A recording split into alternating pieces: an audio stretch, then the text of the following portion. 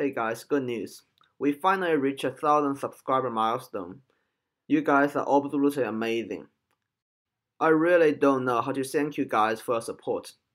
So let's jump right into the Q&A video. Okay, first question. What's my favorite domain and what do I see myself in 10 years? I like pretty much every field in chemistry. And I don't really have a particular preference. If I have to pick one, I will probably go for organic chemistry. As for the second question, I'm on the very first year of my undergraduate degree, and I'm doing a program that lasts for 4 years, with the honor year included as a package deal. After that, I probably will go for a PhD.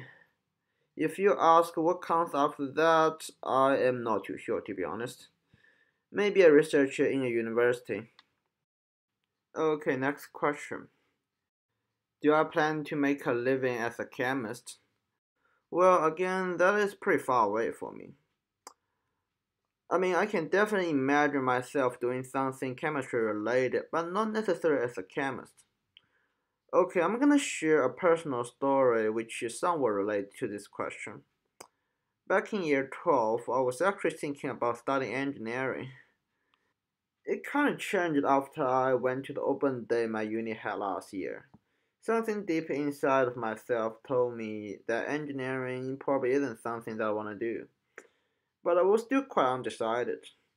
Lucky for me, one of my mates' mom happened to teach first year engineering at my university. So I went to have a chat with her. She thought I was more of a research material and I took her advice. This might have separated my life as a chemical engineer and my life as a chemical researcher. Okay, next question.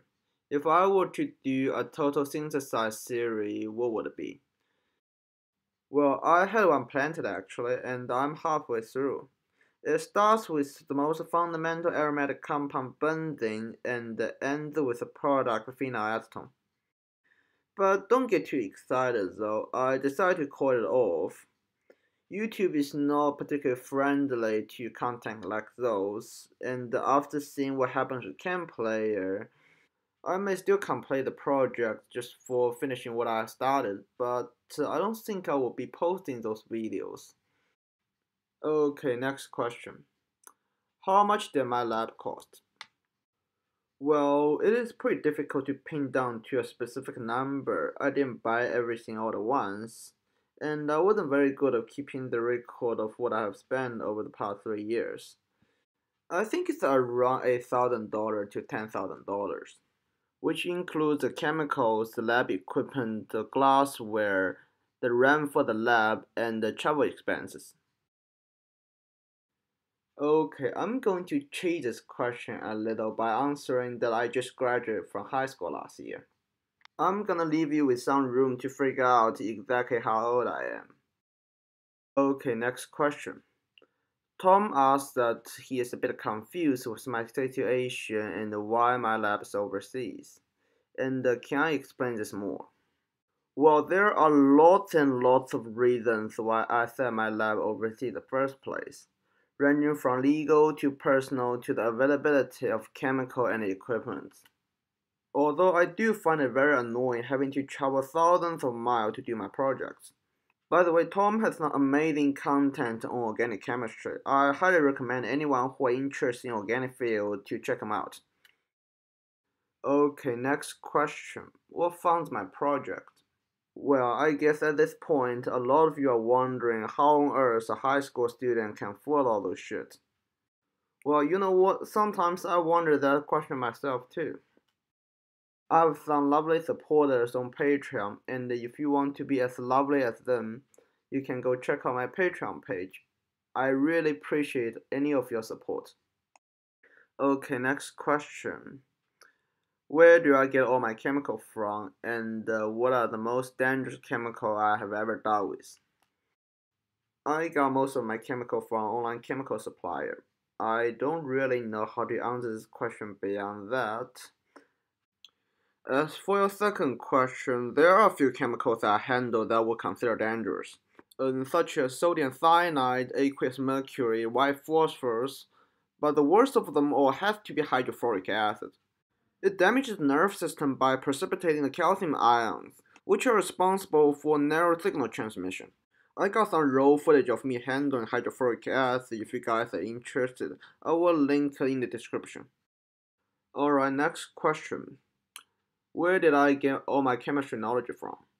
I got a lot of my knowledge from going to classes, just like any other student would do. Well, what makes me different from other students is that I don't feel satisfied with the amount of knowledge I'm getting from class. So I had to look outside the box. And the internet is definitely a good place to go to. And I also got some really good textbooks from libraries. Alright, next question. Tyler is asking if I can do a project on making sulfuric acid by reacting water and sulfur trioxide. And is there a safe way to produce sulfuric acid that way? Okay, I'm not sure if I can get around to do such a project, but as for your problem, the industry already had a solution for this. Well, what the industry did was to use concentrated sulfuric acid to absorb sulfur trioxide during the reaction, and dilute it back down to 98%, and use that to absorb more sulfur trioxide, and the cycle repeats. Okay, last question.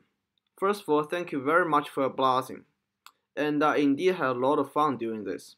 As for your question, there is a magical place called eBay, and you can get a pretty decent DC power supply for under $100.